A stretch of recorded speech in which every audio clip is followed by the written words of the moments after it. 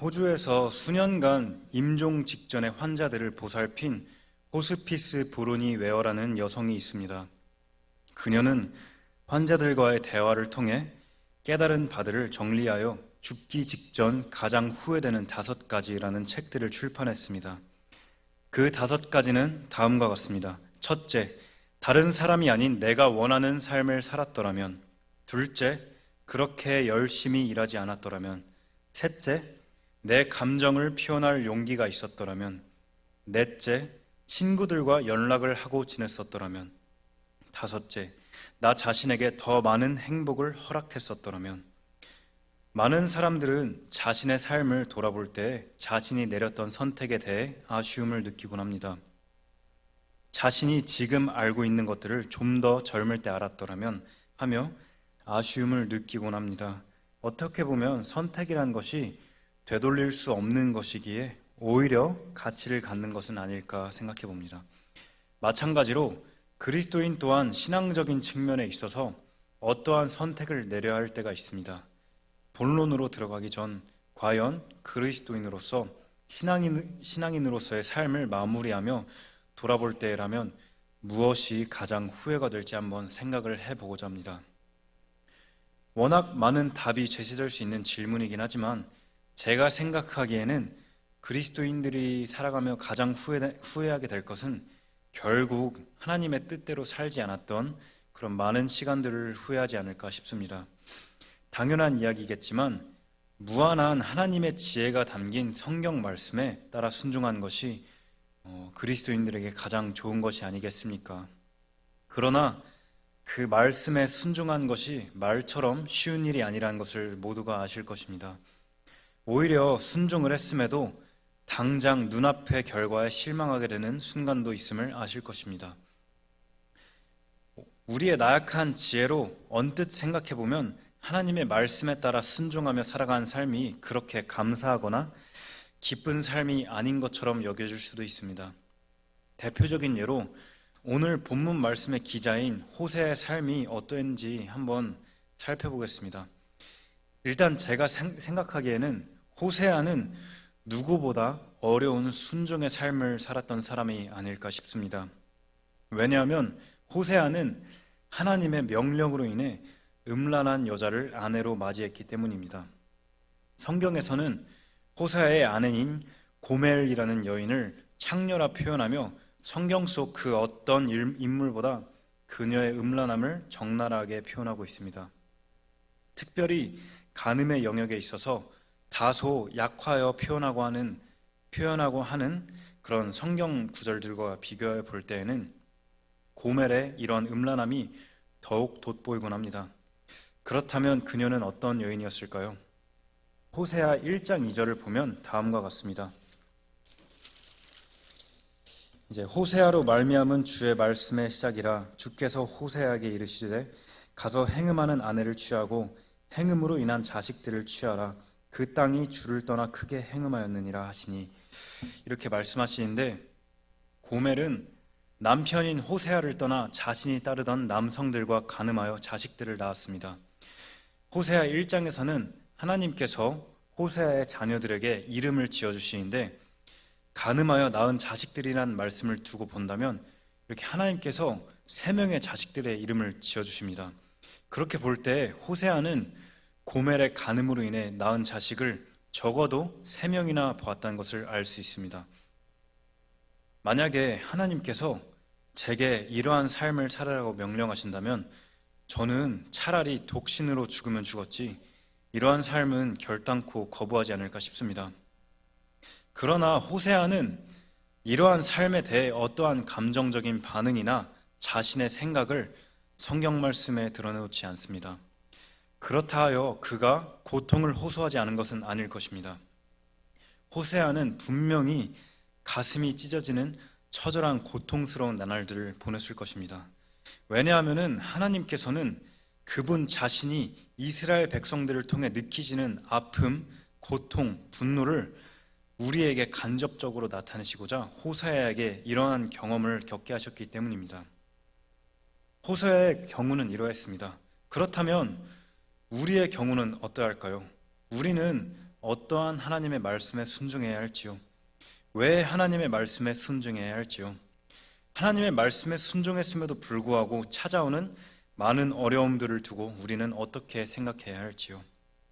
분명한 것은 지금 당장 이해가 가지 않는 여러한 일들이 있을지라도 그러한 과정을 통해 하나님께서 일하신다는 사실입니다. 정말로 하나님의 말씀에 따라 순종하며 살아갈 때 참된 평안과 회복이 찾아올까요?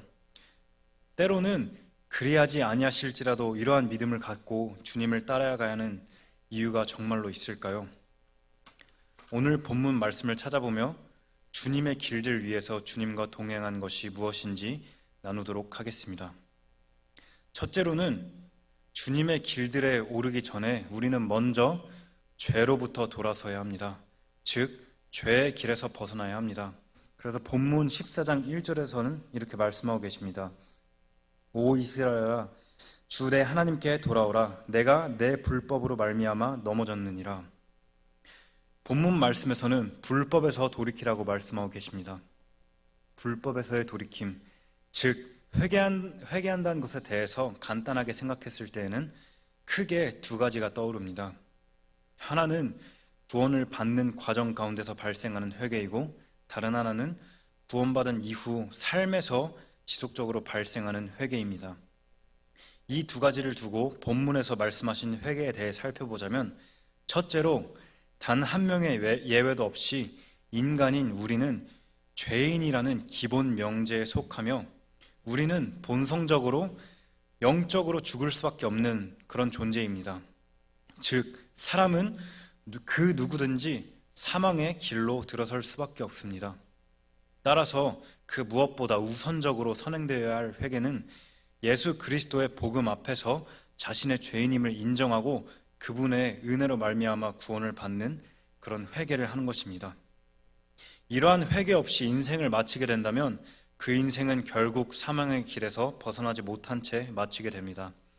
따라서 가장 중요하고 가장 우선시해야 할 것은 사망의 길로부터 돌이키는 회개입니다. 그렇다면 둘째로 사망의 길로부터 벗어나 구원받은 이후로부터는 불법의 길에서부터 돌이켜야 합니다. 우리는 죄성으로 가득 찬 이 세상을 살아가고 있습니다. 우리가 사방에서 경험하는 죄들은 두 가지일 것입니다. 하나는 다른 사람의 죄, 그리고 나머지 하나는 나의 죄입니다. 어떠한 것에서 비롯되었든 그것은 고통을 야기합니다. 따라서 이러한 측면에서 볼 때 죄에서 돌이키라고 말씀하신 하나님의 명령은 궁극적으로 이 세상을 살아가는 우리 자신을 위해서 반드시 지켜야 할 명령입니다. 먼저 본문 14장 1절에서 언급하는 회개의 촉구는 1차적으로 그렇게 처음으로 말씀드린 구원의 길로 요청하는 회개가 아니라 불법의 길에서부터 돌이키라는 그런 회개라는 것을 알아야 합니다. 본문에서 말씀하고 계신 회개의 대상은 구원받지 않은 그런 이방인이나 하나님의 백성이 아닌 사람이 아니라 하나님의 백성 이스라엘을 향한 말씀입니다. 즉, 하나님께서는 그분의 백성들, 자녀들에게 불법으로부터 돌이키라고 촉구하는 것입니다. 물론 개개인의 측면에서 볼 때 구원을 위한 회개가 필요한 이스라엘 사람도 당연히 있었겠지만 문맥상 이스라엘 백성들은 하나님을 믿는다 하면서도 그분의 명령에 불순종하며 계속해서 범죄했기 때문에 이러한 측면에서의 회개가 요구되고 있는 것입니다. 남유다와 북이스라엘의 멸망 시기에 쓰인 대언서들은 주로 이러한 측면의 회개에 대해서 계속해서 말씀하시고 반복해서 선포합니다. 특별히 주목해야 할 점이 있다면 하나님께서는 그분의 백성들에게 단지 우상 숭배의 죄만을 책망하신 것이 아니라는 것입니다. 하나님께서는 이스라엘 백성들에게 양심에 어긋나는 행동들을 일삼고 백성들을 수탈하며 정의롭지 못한 행동들을 강력하게 책망하셨습니다. 흔히 쉽게 생각해서 발생하는 오해는 이스라엘 백성들이 오직 우상을 숭배했기 때문에 심판을 받게 되었다고 생각하는 것입니다. 그러나 조금 더 구체적으로 살펴본다면 그들이 하나님께 심판을 받게 된 이유에는 우상 숭배뿐만이 아니라 장자된 백성으로서 정의롭지 못한 행동을 계속해서 일 삼은 것들도 포함된다는 것을 알 수 있습니다. 이를 통해 우리는 그리스도인의 모습뿐만이 아니라 사회를 살아가는 한 사람으로서도 양심적으로 정의롭게 행동해야 함을 분명하게 알아야 합니다. 비록 구원받은 하나님의 자녀라 하더라도 죄의 길로부터 돌아서지 않을 때라면 심판에서 피해갈 수 없음을 알아야 합니다. 그렇기 때문에 하나님께서는 그분의 백성들, 그분의 자녀들에게 죄로부터 돌이키라고 계속해서 말씀하셨습니다. 불법의 길에서 벗어나지 않는다면 결국 큰 심판을 받게 됩니다. 호세아 2장 7절 말씀에서는 이렇게 말씀하고 있습니다. 그녀가 자기의 사랑하는 자들을 쫓아갈지라도 따라잡지 못하며 그들을 찾을지라도 발견하지 못하리라. 그제야 그녀가 이르기를 내가 가서 내 첫 남편에게 돌아가리니 그때가 지금보다 내게 더 나았도다 하리라. 고멜은 호세아를 떠나 자신이 따르던 다른 새로운 남편들, 남성들과 함께 불법의 길들로 떠났습니다. 그리고 그 끝은 처참한 실패가 됩니다. 고멜은 그 여러 남성들에게 버려져 시장에 팔려 나온 노예 신세가 되고 맙니다. 만약 여전히 불법의 길 가운데 발을 들이고 죄를 멈추지 못한다면 이처럼 하나님께 심판을 받게 된다는 것을 알아야 합니다. 그럼에도 불구하고 만약 여전히 불법의 길 가운데 발을 들이고 계실지라도 하루속히 주님께 회개하여 돌아간다면 주님께서는 우리를 향해 큰 은혜를 베풀어 주시기 때문에 우리는 하루속히 회개를 빨리 해야 합니다. 설령 우리가 죄 가운데 빠져 있다 할지라도 여전히 우리에게는 주님께 되돌아갈 수 있다는 큰 은혜가 주어졌기 때문입니다. 그래서 호세아의 그 아내인 고멜을 살펴보자면 주님께서는 호세아에게 돈을 주고 고멜을 사온 뒤 그녀에게 사랑을 표현하라고 말씀하십니다. 이처럼 주님께서는 죄인을 그냥 버려두시는 게 아니라 호세아에게 말씀하신 것처럼 그녀의 아내를 시장에 가서 돈을 주고 다시 사와서 그녀를 회복시켜주고 깨끗하게 해주고 그녀에게 사랑한다라고 표현하라고 말씀하십니다. 이처럼 주님께서는 우리를 무조건적으로 사랑해 주시고 우리가 죄 가운데서 허덕일 때 우리를 구출해 주시고자 합니다. 불법의 길 가운데 빠져 계신다면 그곳으로부터 벗어날 수 있는 유일한 길은 주님께 회개함으로 그분의 도움을 구하는 것입니다. 혹시라도 불법의 길 위에서 낭망하여 넘어져 계신다면 언제까지나 기다리고 계시며 언제든 깨끗하게 씻겨주실 그런 주님께 속히 돌아가시기 바랍니다. 자, 그렇다면 죄의 길에서 벗어났다면 어떻게 해야 할까요? 14장 2절부터 3절까지는 이렇게 말씀하고 계십니다. 너희는 말씀들을 가지고 주께로 돌아서서 그분께 이르기를 모든 불법을 제거하시고 은혜롭게 우리를 받아주소서. 우리도 그와 같이 우리 입술의 송아지로 보답하리이다. 3절 후반부에는 아버지 없는 자가 주 안에서 긍휼을 얻기 때문이라 하라 이렇게 말씀하고 계시는데 쉽게 말하면 말씀들을 가지고 주께로 돌아가는 삶은 이제 주님의 제자로서 살아가는 성화의 길을 살아가라는 그런 의미입니다.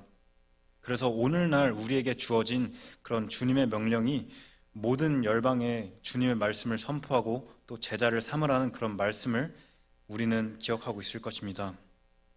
물론 우리의 죄성은 지금의 삶이 끝나는 그 날까지 결코 사라지지 않을 것이며 끝까지 우리를 괴롭힐 것입니다.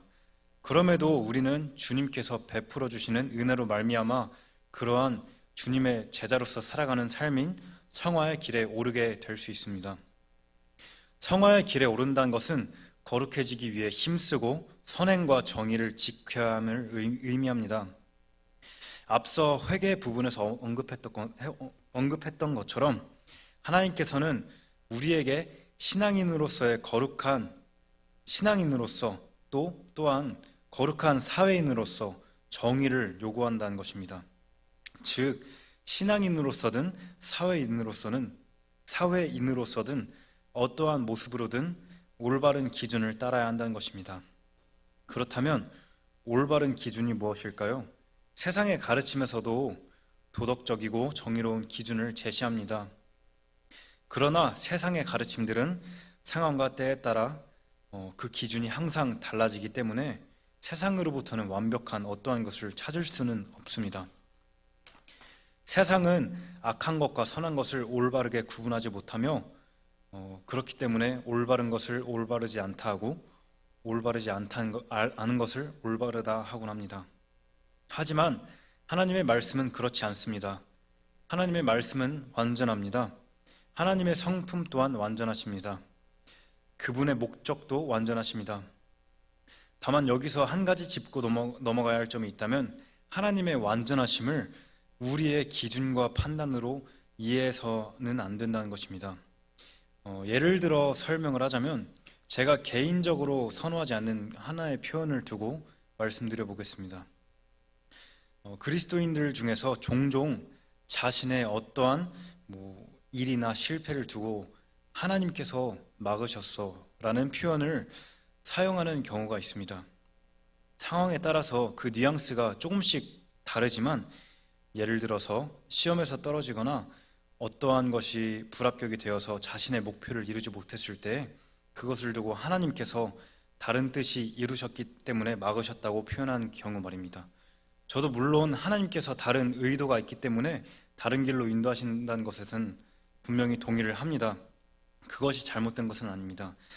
그러나 제가 이러한 표현을 선호하지 않는 이유는 하나님께서 막으셨다 등의 표현들은 때때로 하나님을 제한한 듯한 느낌을 주기 때문입니다.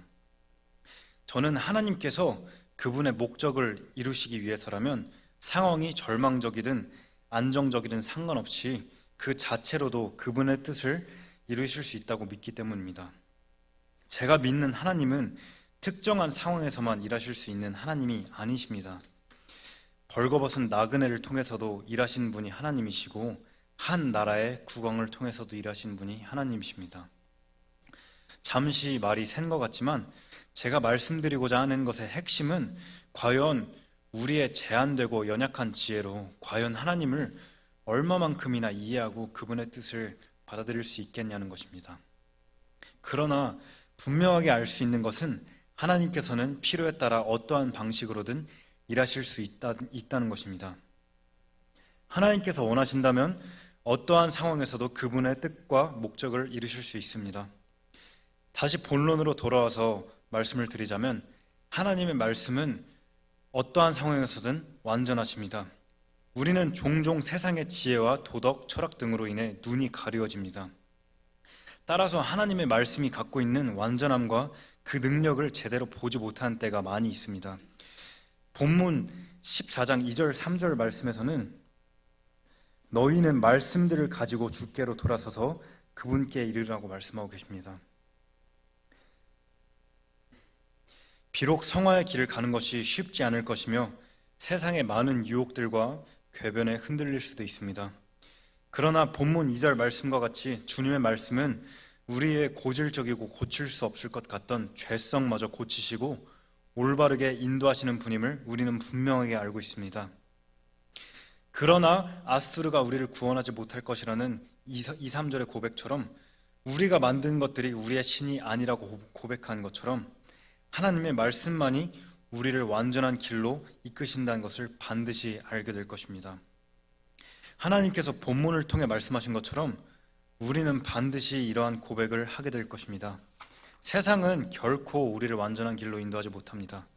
오직 하나님의 말씀만이 우리를 성화의 길로 완전한 주님의 길로 인도하십니다. 그렇다면 우리는 주님의 말씀을 어떻게 배우고 순종해야 할까요? 그것은 곧 하나님께서 각자에게 허락하신 교회와 그 교회의 목자를 따르는 것입니다. 물론 신앙생활을 하다 보면 지극히 개인적인 영역에 그런 신앙적인 영역도 있습니다. 그러나 한 명의 그리스도인으로서 복음과 말씀 선포, 양육 등의 사역을 위해 자신이 속한 하나의 교회와 한 분의 목자, 즉 담임 목사님에게 순종해야 하는 것이 올바른 원리입니다. 왜냐하면 이러한 말씀을 주신 분도 하나님이시고 이러한 질서를 주신 분이 곧 완전하신 하나님이시기 때문입니다. 그렇다면 우리가 상화의 길을 통해 나아가야 할 완전한 그런 목적지는 어디일지요? 그것은 바로 영광스러운 길, 바로 주님의 왕국입니다. 본문 말씀 4절에서 8절까지를 보면 하나님께서는 그분의 백성들을 죄로부터 회복시켜 주시고 그들과 함께 하실 것이라고 말씀하십니다. 대언서들의 또 다른 공통점은 장차 오실 메시아와 그분의 왕국 그리고 완전한 회복을 계속해서 언급한다는 것입니다. 본문의 말씀 또한 이스라엘의 완전한 회복을 언급하고 있습니다. 4절 말씀에서는 주님의 분노가 더 이상 그들에게 없으며 아낌없이 사랑할 것이라 말씀하십니다. 5절 말씀에서는 주님이 이슬과 같이 그들과 함께하며 그들이 레바논처럼 뿌리를 뻗을 것이라고 말씀하십니다. 6절 말씀에서는 그들의 그늘 아래 거하는 자들이 돌아오리라 말씀하십니다. 이러한 말씀이 궁극적으로 이루어진 때는 천년왕국이 시작된 그 이후부터라고 볼 수 있습니다. 예수님께서 지상에 재림하신 후 이 땅에 그분의 왕국을 건설하실 때에는 비로소 이스라엘 백성들에게 완전한 회복이 주어지고 그들은 다시 제사장의 역할을 하게 될 것입니다. 주님께서 왕으로서 온 땅을 다스리실 때에는 그분의 영광이 이 땅에 마치 이슬처럼 온 땅에 가득하게 될 것입니다.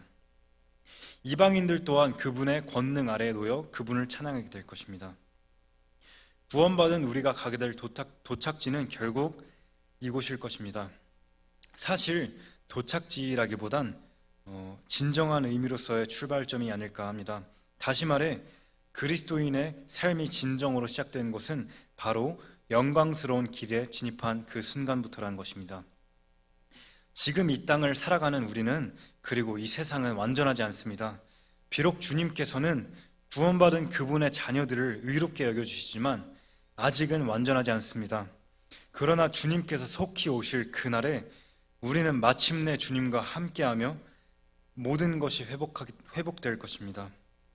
하나님께서 이 세상을 창조하실 때 갖고 계셨던 목적 그대로 우리는 하나님과 교제를 하게 될 것이며 그분을 찬양하고 높이게 될 것입니다.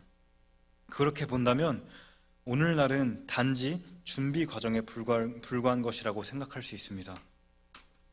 영광스러운 그 길을 정말로 가치 있게 여기고 소중히 여긴다면 분명 그렇게 생각하고 그렇게 행동을 할 것입니다. 주님께서 예비하신 그 길들로 가야 합니다. 그렇다면 우리는 영광스러운 그 길들로 나아가기 위해서 주님의 길들로 나아가기 위해서 어떻게 해야 할까요? 어떻게 해야 주님의 길들에서 벗어나지 않고 올바르게 갈 수 있을까요? 본문 14장 9절은 이렇게 말씀하고 계십니다. 누가 지혜가 있어 이런 일들을 깨닫겠느냐? 누가 분별이 있어 그것들을 알겠느냐? 주의 길들은 옳으니 의인들은 그 길들 안에서 걸을 것이나 범법자들은 그 길들 안에서 넘어지리라. 이스라엘 백성들이 회개하여 완전한 주의 백성이 되는 때는 주님께서 정하신 마지막 때가 도래한 그 순간입니다. 이는 다시 말해 하나님께서 완전한 회복을 이루시지 않는다면 사람은 또다시 죄의 자리로 돌아갈 수밖에 없다는 것입니다. 우리가 구원을 받았다고 해서 우리가 선한 사람이 되었을까요? 세상이 갈수록 악하다고 하며 복음을 거절하는 사람들의 교만함을 책망하곤 하지만 정녕 나는 그들보다 선한 존재일까요? 주님께서는 대언자들을 통해 계속해서 회개를 촉구하고 돌아오라고 말씀하신 것은 단지 이스라엘 백성들에게만 하신 것이 아닙니다. 이는 우리가 피부로 느끼며 적용해야 할 말씀입니다. 특별히 적용에 대해서 이 점을 나누고 싶습니다. 호세아 1장 2절을 보면은 호세아로 말미암은 주의 말씀이라라는 표현이 있습니다. 주님께서는 비록 호세아에게 정말로 어려운 명령을 내리셨지만 호세아가 순종함으로써 그로 말미암아 주의 말씀이 선포되었다고 말씀하십니다. 결국 호세아는 그 명령을 순종함으로써 하나님께서 우리를 어떻게 사랑하시는지 누구보다 더 잘 이해하고 깨달은 사람이 되었습니다. 고멜을 이런 창녀와 같은 여인을 결혼하라는 그런 하나님의 말씀에 순종해야 했을 때 얼마나 가슴이 또 마음이 힘들었겠습니까? 그러나 호세아는 그러한 경험들을 통해서 하나님께서 우리 이스라엘 사람들을 비롯해 우리 모든 사람들을 얼마나 사랑하시는지 누구보다 잘 이해하는 사람이 됐을 것입니다. 호세아는 주님의 명령에 순종함으로써 이처럼 주님의 사랑을 누구보다 잘 이해할 수 있는 주님의 길에 가게 된 것입니다. 이를 통해 우리가 알아야 할 점은 하나님께서 우리들 또한 우리 각자의 삶을 통해서 하나님을 알아가고 그분을 찬양할 수 있기를 바라신다는 것입니다. 말씀은 목회자를 통해, 교회를 통해, 또 여러 경로를 통해 나에게 전달됩니다. 그러나 적용과 실천은 온전히 나의 몫입니다. 목회자의 말씀이 아무리 뛰어나도, 교회가 아무리 성장하고 부흥해도 나의 삶을 통한 하나님의 역사하심은 나로부터 비롯된 것입니다. 나의 삶이라는 특별한 경로를 통해 일하시기를 원하시는 주님을, 그런 주님을 알기 위해선 성경 말씀을 깊이 이해하고 묵상하는 삶을 살아야 합니다. 우리에게 주어지는 말씀들을 단지 습관처럼 넘겨서는 안 됩니다. 14장 9절 말씀은 분명하게 주님의 길들이라 복수형으로 표현함으로써 주님의 길은 단 하나가 아닌 그 이상의 것임을 알 수 있습니다. 이 말씀을 앞서 보았던 1장 2절 말씀, 그 말씀과 빗대어 본다면, 즉 호세아로부터 비롯된 주의 말씀이라 그런 표현과 빗대어 본다면 우리 각자의 삶을 통해 특정한 방식으로, 우리 각자에게 걸맞는 특별한 방식으로 일하시는 하나님의 능력을 나타낼 수 있다는 것을 볼 수 있습니다. 물론 우리가 구원을 받음으로써 주님께 나아갈 수 있는 유일한 길은 오직 성경 말씀밖에 없습니다. 그러나 대언사들을 통해 만나게 되는 하나님은 정말 여러 방식으로 일하시는 하나님이심을 알 수 있습니다. 하나님께서는 아수르를 통해, 바벨론을 통해, 페르시아를 통해 일하시며 나아가 그리스, 로마, 온 열방을 통해 일하신다고 말씀하십니다. 그리고 무엇보다 중요한 것은 온 세상을 통해 일하시는 하나님께서 이 작은 나를 위해서도 일하신다는 것입니다. 정말 놀랍지 않으십니까? 호세아로 말미암은 주의 말씀이 있듯이 나의 삶으로 말미암은, 당신의 삶으로 말미암은, 또 우리의 삶으로 말미암은 주의 말씀과 길의 능력이 일어나야 합니다. 그러할 수 있는 것은 주님의 말씀의 능력이 있기 때문입니다. 그러할 수 있는 것은 주님께서 우리를 친히 자녀 삼아 주시고 우리를 제자 삼아 주셨기 때문입니다. 주의 길 가운데 있더라도, 다시 말해 주님의 말씀과 인도하심 가운데 살았더라도 구원받지 못한 자가 있습니다. 아무리 주님께서 우리 인간에게 사랑을 베푸시고 구원의 축복을 주셔도 인간이 그것을 거부하면, 스스로 그 은혜 안으로 발을 내딛지 않으면 그 축복을 누릴 수 없습니다. 또한 예수님께서 말씀하신 것처럼 언젠간 가라지로 드러날 자들도 있습니다. 그리스도인이라 할지라도 주님의 말씀 안에 기꺼이 발을 내딛지 않는다면 그분의 깊은 인도하심과 도우심을 경험할 수 없습니다. 반대로 아무리 악한 길 가운데 있었더라도 주님의 역사하심으로 구원을 받는 사람들이 있습니다. 왜냐하면 죄 가운데 있던 사람들이라 할지라도 자신의 죄를 주님 앞에서 인정하고 주님의 도우심을 간구했기 때문입니다. 주님께서는 결코 그분을 향한 도움의 손길을 외면하지 않으신 분이십니다. 또한 그분을 향한 순종, 찬양, 간구를 외면하지 않으시는 분이십니다. 고멜이 나의 첫 남편에게로 돌아가리라 라고 말했을 때 주님께서는 고멜의 말을 귀 기울이시고 호세아를 통해 그녀를 다시 사셨습니다. 정녕 자신이 주님 앞에서 어떠한 존재인지 깨닫고 또한 나를 창조하신 하나님이 어떤 분이신지 깨닫는다면 반드시 그분의 말씀 앞에 나아가야 합니다. 다시 한번 14장 9절 말씀을 읽겠습니다. 누가 지혜가 있어 이런 일들을 깨닫겠느냐? 누가 분별이 있어 그것들을 알겠느냐? 주의 길들은 옳으니 의인들은 그 길들 안에서 걸을 것이나 범법자들은 그 길들 안에서 넘어지리라. 영광스러운 그 나를 소중히 여긴 자들은 그곳을 향해 지치지 않고 달려가는 중입니다. 반대로 그리스도인이라 할지라도 여전히 세상을 완전히 등지지 못해 이곳저곳을 헤매는 자들이 있습니다. 하나님의 말씀 앞에서 겸손히 순종하고 그분의 뜻을 인정하는 자들은 결국 주님의 길들 위에서 주님과 동행하는 삶을 살아갑니다. 설령 나의 연약함과 부족함으로 인해 넘어지더라도 자신의 자녀를 결코 내버려 두지 않으시는 주님께서 언제나 일으켜 주실 것입니다. 성도님들께서는 어떠한 삶을 살아가고 싶으십니까? 주님께서 영광 받으시고 높임 받으시는 길을 가시겠습니까? 아니면 이리저리 헤매일 수밖에 없는 세상의 길을 가시겠습니까? 만약 주님의 길들에 동참하시고자 한다면 주님께서 오늘 내게 주시는 말씀들에 귀 기울이고 내가 주님을 위해 할 수 있는 일이 무엇일지 고민하고 또 자신의 목회자 또 교회를 통해 주어진 말씀 앞에서 순종하고 또 기도하고 겸손한 자세로 나아가야 합니다. 나를 통해 일하시기 원하시는 주님의 뜻이 무엇인지 알기 위해 정말 열심히 묵상하고 그분의 뜻을 간구하며 기도해야 합니다. 그분의 자녀들을 인도하시고 도우시는 주님의 손길을 놓치지 않고 따라가길 바랍니다.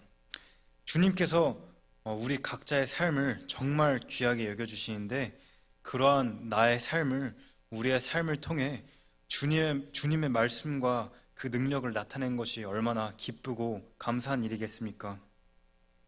내가 가야 할 길을 선택할 수 있다면 어떠한 선택을 내릴 것입니까? 주님께서는 자신의 핏값을 주고 우리의 삶을 사실 만큼 우리의 삶을 소중히 여겨주십니다. 그러한 주님의 사랑과 능력을 힘입어 주님과 동행하는 삶을 살길 간절히 바라고 또 그렇게 살아갈 수 있기를 권면합니다. 기도하겠습니다.